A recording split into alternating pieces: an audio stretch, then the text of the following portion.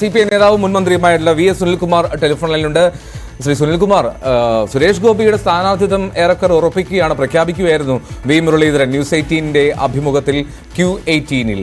എന്താണ് താങ്കൾ കരുതുന്നത്? സുരേഷ് ഗോപി വരുന്നതോടുകൂടി ആ മണ്ഡലത്തിലെ ഒരു തെരഞ്ഞെടുപ്പ് അംഗം അത് മുറുകുമെന്നുള്ള തോന്നലുണ്ടോ താങ്കൾക്ക്? അല്ല, ഈ തെരഞ്ഞെടുപ്പിൽ എന്തായാലും BJPക്ക് സ്ഥാനാർത്ഥി ഉണ്ടാവുമല്ലോ. അതിലിപ്പോ എന്താ പ്രത്യേകത? BJPയുടെ സ്ഥാനാർത്ഥി സുരേഷ് ഗോപി ആകുന്നതാണ് പ്രശ്നം. BJPയുടെ സ്ഥാനാർത്ഥി കേവലം ഒരു BJP നേതാവിനപ്പുറം ആ മണ്ഡലത്തിൽ ഇപ്പോൾ പതിവായി നിലനിൽക്കുന്ന സുരേഷ് ഗോപി ഒരു ഗ്ലാമർ, ഒപ്പം തന്നെ വലിയ ആഴത്തിൽ ആ മണ്ഡലത്തിലേക്ക് ഇറങ്ങിച്ചെല്ലാൻ ശ്രമിച്ചുകൊണ്ടിരിക്കുന്ന ഒരു നേതാവാണ് സുരേഷ് ഗോപി എന്നുള്ളത് പ്രസക്തമല്ലേ? അല്ല, ഞാന് അവിടെയുള്ള എല്ലാ രാഷ്ട്രീയ പാർട്ടികളും ജനങ്ങളുമായിട്ട് നല്ല ബന്ധമുള്ളവരാണ്. ഇടതുപക്ഷ പാർട്ടി വ്യക്തികളല്ലല്ലോ. ആ പ്രസ്ഥാനവുമായി ബന്ധപ്പെട്ടുകൊണ്ടും വ്യക്തികൾക്കൊക്കെ തന്നെ വളരെ ആഴത്തിൽ ബന്ധമുള്ള ആളുകളൊക്കെ എല്ലാ പാർട്ടികളിലും ഉണ്ട്. ആരെയും നമ്മൾ അണ്ടർ എസ്റ്റിമേറ്റ് ചെയ്യാൻ താല്പര്യമില്ലാത്തതുകൊണ്ട് ഞാൻ ഒന്നും പറയുന്നില്ല. അതായത് തൃശ്ശൂർ മണ്ഡലത്തില് ഇടതുപക്ഷ മുന്നണിക്കും UDF-നും BJPക്കും സ്ഥാനാർത്ഥി ഉണ്ടാവും. അത് ആര് സ്ഥാനാർത്ഥിയാണെങ്കിലും അവിടെ നടക്കുന്നത് രാഷ്ട്രീയ പോരാട്ടമായിരിക്കും. ആ രാഷ്ട്രീയ പോരാട്ടത്തില് തീർച്ചയായിട്ടും ഓരോ മുന്നണിയും അവർ ജയിക്കാൻ ആവശ്യമായ കാര്യങ്ങൾ ചെയ്യും എന്നല്ലാതെ ഇന്ന ആളാണ് സ്ഥാനാർത്ഥി എന്ന് പറഞ്ഞുകൊണ്ടൊരു ചർച്ച ചെയ്യുന്നതിനോട് എനിക്ക് അത്ര താല്പര്യമില്ലാത്തതുകൊണ്ടാണ് ഞാൻ പറയുന്നത്. ആര് സ്ഥാനാർത്ഥിയായിട്ട് വരട്ടെ, അതൊക്കെ അവരുടെ മുന്നണി തീരുമാനിക്കേണ്ട കാര്യങ്ങളാണ്, അവരുടെ പാർട്ടി തീരുമാനിക്കേണ്ട കാര്യങ്ങളാണ്. ഏത് സ്ഥാനാർത്ഥിയെ നിർത്താനുള്ള അധികാരവും അവകാശവും ഓരോ മുന്നണികൾക്കുമുണ്ട്.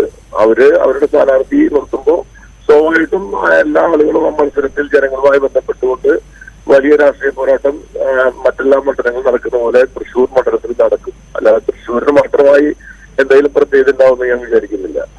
ശ്രീ സുനിൽകുമാർ, ശരിയാണ്, കഴിഞ്ഞ തെരഞ്ഞെടുപ്പിന്റെ ഫലമൊക്കെ നമുക്ക് അറിയാവുന്നതാണ്. പക്ഷേ ഈ സുരേഷ് ഗോപിക്ക് അദ്ദേഹം പേറുന്ന ഒരു താരപരിവേഷമുണ്ടല്ലോ, ഈ താരപരിവേഷം അത് ഈ മണ്ഡലത്തിൽ ഒരു ഇമ്പാക്ട് ഉണ്ടാക്കും എന്നുള്ള തോന്നലുണ്ടോ?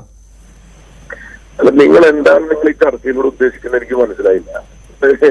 ഈ ഏതെങ്കിലും സ്ഥാനാർത്ഥിയെ പറ്റി ചർച്ച ചെയ്യാൻ വേണ്ടിയിട്ടാണോ നമ്മളിപ്പോ ചർച്ച നടത്തുന്നത്? ഒരിക്കലുമല്ല. അത് സുരേഷ് ഗോപി തൃശ്ശൂരിൽ മത്സരിക്കുന്ന കാര്യത്തിൽ ഒരു സ്ഥിരീകരണം വന്നപ്പോൾ താങ്കൾ പ്രതികരണം തേടിയെന്ന് മാത്രം. തെരഞ്ഞെടുപ്പിന്റെ രാഷ്ട്രീയത്തെ പറ്റി ചർച്ച ചെയ്യാലോ നമുക്ക്. നിങ്ങൾ എന്താണ് അങ്ങനെ പറയുന്നത് എനിക്ക് മനസ്സിലായില്ല. എല്ലാ പാർട്ടിക്കും സ്ഥാനാർത്ഥി ഉണ്ടാവില്ലേ? ഒരു സ്ഥാനാർത്ഥിയെ പറ്റി മാത്രം നമുക്ക് ചർച്ച ചെയ്യുന്നതിനാണ്. അതിൽ ശ്രീ സുനിൽകുമാർ, ഈ നമ്മുടെ അഭിമുഖത്തിൽ വി മുരളീധരൻ പറഞ്ഞൊരു കാര്യം അത് ഉറപ്പിച്ചു പറയുകയാണ്. കേന്ദ്രമന്ത്രിയും മുതിർന്ന നേതാവുമായിട്ടുള്ള ഒരു BJP നേതാവായിട്ടുള്ള വി മുരളീധരൻ തറപ്പിച്ചു പറയുന്നു ഒരു വോട്ടിന് അല്ലെങ്കിൽ ജയിക്കും സുരേഷ് ഗോപി അവിടെ എന്നുള്ളത്. അതാണ് അതിലെ രാഷ്ട്രീയം.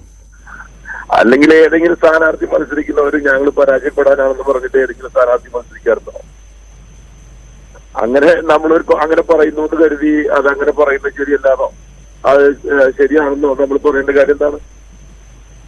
ഏത് രാഷ്ട്രീയ പാർട്ടിയാണ് മത്സരിക്കുമ്പോൾ ഞങ്ങൾ ജയിക്കില്ല എന്ന് പറഞ്ഞ് മത്സരിക്കാന്ന്? അപ്പൊ അതുകൊണ്ട് അതിന്റെ പേരിൽ നമ്മൾ ചർച്ച നടത്തേണ്ട കാര്യമുണ്ടോ?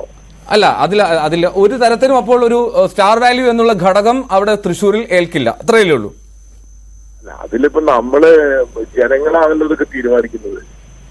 അപ്പൊ നമ്മൾ ജനങ്ങളുടെ തീരുമാനത്തെ നമ്മൾ ഇപ്പൊ തന്നെ മുൻകൂട്ടി പ്രവചിക്കേണ്ട കാര്യമുണ്ടോ? അതൊരു പട്ടിക മാത്രം ചർച്ച നടത്തുന്നതിനോട് എനിക്ക് യോജിപ്പില്ല. അതുകൊണ്ട് പറയേണ്ട, ഇതുകൊണ്ട് എനിക്ക് വിരോധമൊന്നുമില്ല. ഞാൻ അങ്ങനെ പറഞ്ഞത് മാത്രമേ ഉള്ളൂ. ശരി, വളരെ നന്ദി ശ്രീ VS സുനിൽകുമാർ.